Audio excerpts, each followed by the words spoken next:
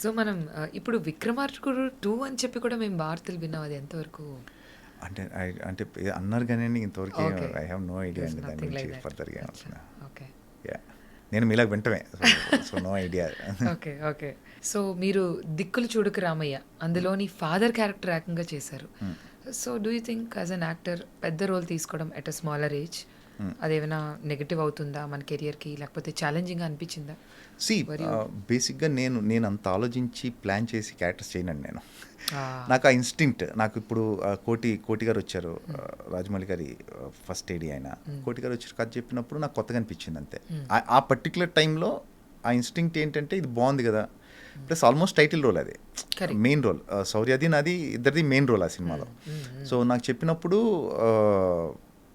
అవును కరెక్టే కదా, వెరైటీగా ఉంటుంది కదా, ట్రై చేయొచ్చు కదా. అంటే యూజువల్గా ఏమవుతుందంటే చాలామంది వెంటనే కంగారు పట్టడం ఏదో జరుగుతుంది, ఫాదర్ రోల్ ఎందుకు ఏంటి. సో ఐ వాజ్ ఆ టైంలో నాకు అంత ఏజ్ కూడా లేదు, దరిదాపుల దగ్గర ఉన్నాను. బట్ నాకు కొంచెం చేయాలనిపించింది ఎందుకో, నాకు ఆ ప్లాట్ బాగా అనిపించి చేయాలనిపించింది. ఇన్సెక్యూర్ ఫీలింగ్ అంటూ ఏమీ లేదు. ఏమండి నేను ఐ థింక్ అంటే యాక్టర్స్ ఇన్సెక్యూరిటీస్ ఉంటాయి బేసికల్గా, రకరకాల ఇన్సెక్యూరిటీస్ ఉంటాయి. బట్ నేను ఎక్కడో కొంచెం ఆ విషయంలో కొంచెం ప్రశాంతంగానే ఉంటానండి. ఫర్ మీ నేను ఆ టైంలో ఫాదర్ చేయడం కానీ, నేను వచ్చిన రోల్ ఏది కూడా కొన్ని మీరు ఇప్పటికీ నమ్మరు, నేను సెట్కి వెళ్ళి తెలుసుకున్న రీసెంట్ టైం వరకు నేను సెట్కి వెళ్ళి నా రోల్ తెలుసుకున్నాను. ఇంకేం చెప్తాను, నా రోల్ ఏంటని కూడా అడగకుండా చేసినవి చాలా ఉన్నాయి. సెట్కి వెళ్ళే అంటే ఒక నమ్మకం అంతే, పిలిచారంటే ఏదో మంచిదే ఉంటుంది కదా. ఈ మధ్య అడిగి చేస్తున్నాను, బట్ ఏంటి అనేది అడుగుతున్నాం కానీ ఐఎమ్ నాట్ ఇన్సెక్యూర్ అని అంటే ఏం లేదు. I'm happy in that way. మీ పర్సనాలిటీని 3 wordsలో డిస్క్రైబ్ చేయాలంటే what are those 3 words that you tell? Easy going అని కొంతవరకు, ఈజీ గోయింగ్. ఎందుకంటే on the screen we see you as a villain. చాలా మందికి ఇప్పుడు మీకు విలన్ క్యారెక్టర్ చేయగానే ఒక నెగటివ్ మైండ్ సెట్ కానీ నెగటివ్ ఇంప్రెషన్ ఉంటుంది యూజువల్గా.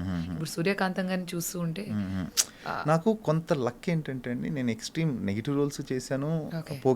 పోకిరి ఫిలింలో ఫ్రెండ్ రోల్ చనిపోవడం అవి కూడా ఉన్నాయి నాకు. ఇట్ హ్యాపెన్ అంటే లక్కీగా అలా కుదిరాయి. సో ఇప్పుడు కూడా నేను చేసే రోల్స్ నెగిటివ్ ఉంటున్నాయి, పాజిటివ్ ఉంటున్నాయి. సో ఎక్కడో ఫుల్ ఫ్లెడ్జ్డ్గా ఆ ఇంపాక్ట్ అన్నీ చేయటం వల్ల ఏమో కానీ ఎక్కడో somewhere in between I'm managing things. So ఈ రోల్స్ ఆ రోల్స్ వస్తున్నాయి కాబట్టి I'm okay with that. So as a person simple, humble and your అంటే హంబుల్నెస్ ఈజ్ లైక్ అంటే ఎదురోని బట్టి it's a give and take.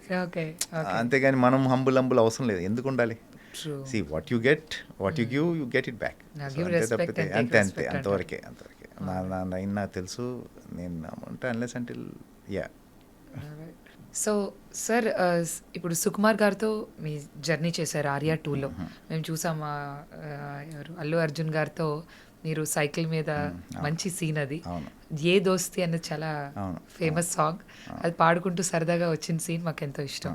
So ఆ డైరెక్షన్లో మీకు మంచి పేరు తెచ్చింది అది కూడా, ఎందుకంటే ఒక విలన్గా ఉంటూ మూవీ ఎండింగ్కి వచ్చేసరికి మీరు కూడా ఎంపథైజ్ అయిపోయి అందులో కామెడీ కూడా మీరు పండించారు. చెప్పాలంటే హ్యాపీ బర్త్డేలో హ్యాపీయే కదా, that's a very pretty one. So how was your journey with Sukumar garu and Allu Arjun? Brilliant writing అండి ఆ సినిమా. యాక్చువల్లీ ఆర్యా 2 బ్రిలియంట్ ఆయన. నాకు ఆర్యా 2 వచ్చినప్పుడు చెప్పినప్పుడు ఐ వాజ్ అంటే నాకు అంటే ఎలా ఉంటుందంటే ఆ క్యారెక్టర్ విక్రమార్కుడు చేస్తున్నాను నేను. I was looking for like ఇలాంటివి, ఇది బ్రేక్ చేయాలి కదా అన్న టైంలో కరెక్ట్గా వచ్చింది నాకు.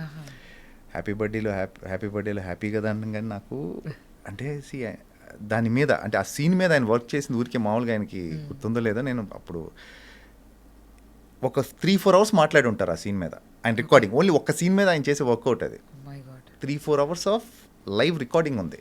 అంటే ఈ సుబ్బిరెడ్డి క్యారెక్టర్ ఏంటి, ఆర్య క్యారెక్టర్ ఏంటి, వీళ్ళు కలిసి ఎలా మాట్లాడతారు, సుబ్బిరెడ్డి ఎలా రియాక్ట్ అవుతాడు, ఆర్య క్యారెక్టర్ ఎలా రియాక్ట్ అవుతుంది, ఇలాంటి సిచ్యువేషన్లో దీని మీద ఒక 3-4 గంటలు రికార్డ్ చేశారు ఒక సీన్ మీద.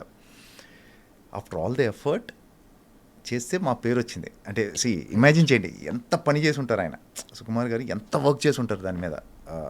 ఒక సినిమా అంటే ఊహించండి ఇంకెలా ఉంటుంది ఆయనతో.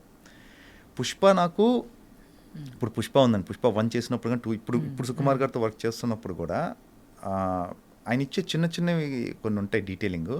అరే నాకు తట్టలేదేంటి, అంటే ఓ 20 ఇయర్స్ నుంచి ఉన్నాం కదా, ఇది నాకు తట్టలేదు ఇది ఐడియా, ఇలా నేను ఎందుకు ఆలోచించలేదు అని నెక్స్ట్ టైం కూడా ఆలోచించి పెట్టుకున్నా కూడా you will come with another idea. Oh my god. అంటే అవును ఇది మనం ఆలోచించాలి కదా, ఈ క్యారెక్టర్లో ఉండాలి కదా, మా పని కూడా ఆయన చేసేస్తారు. సో నాకు సుకుమార్ గారి సినిమా కానివ్వండి, ఇప్పుడు ఇప్పుడు ఇప్పుడు రాజమౌళి గారు కానివ్వండి, వీళ్ళందరితో పని చేయడమే అక్కడే లెర్నింగ్. మీకు నాకు రాజమౌళి గారు అప్పుడు లుక్ ఎలా సస్టైన్ చేయాలి, ఎట్లా హోల్డ్ చేయాలి, ఒక రియాక్షన్ అన్నీ నేర్పించారు. సో ఇట్స్ లైక్ ట్రైనింగే. Day to day still learning. అలా సుకుమార్ గారు, అలానే త్రివిక్రమ్ గారు, అలానే గుణశేఖర్ గారు. సో దేర్ ఆర్ ఎంత హరీష్ శంకర్ కానివ్వండి, వంశీ పైడిపల్లి, అదే అంటున్నాను మీకు, సురేందర్ రెడ్డి, వీళ్ళందరితో వర్క్ చేయడమే లెర్నింగ్. అంటే ఒక్కొక్కరిది ఒక్కో స్టైల్, ఒక్కొక్క డైరెక్టర్తో ఒక్కో స్టైల్. సో అన్ని స్టైల్స్ మీకు అర్థమవుతాయి యాజ్ అన్ యాక్టర్గా. ఇదంతా ఏంటంటే మీకు మీ ఫిల్మోగ్రఫీకి ఒక ఎక్స్పీరియన్స్ లాగా వెళ్తూ you will be good. Especially ఆ సీన్లో ఫస్ట్ అయితే మీరు కత్తి పెట్టేస్తారు, చాలా రౌద్రం అనేది కనిపిస్తుంది. ఆ తర్వాత వెంటనే మీరు ఎంపథైజ్ అయిపోతారు, తర్వాత ఫ్రెండ్ అయిపోతారు, తర్వాత ఏడుస్తారు. అవును, అసలు రైటింగ్ అసలు మీకు అసలు మామూలుగా ఉండదండి. ఆ ఫిలిం రైటింగే వేరే లెవెల్లో ఉంటుంది. అసలు కామెడీ కూడా ఎంటర్టైన్మెంట్ ఉంటుంది, ప్లస్ ఎవరు ఎంటర్టైన్ చేయాలని చేయరు, సిచ్యువేషన్సే ఉంటాయి. బ్రిలియంట్ రైటింగ్ సుకుమార్ గారు.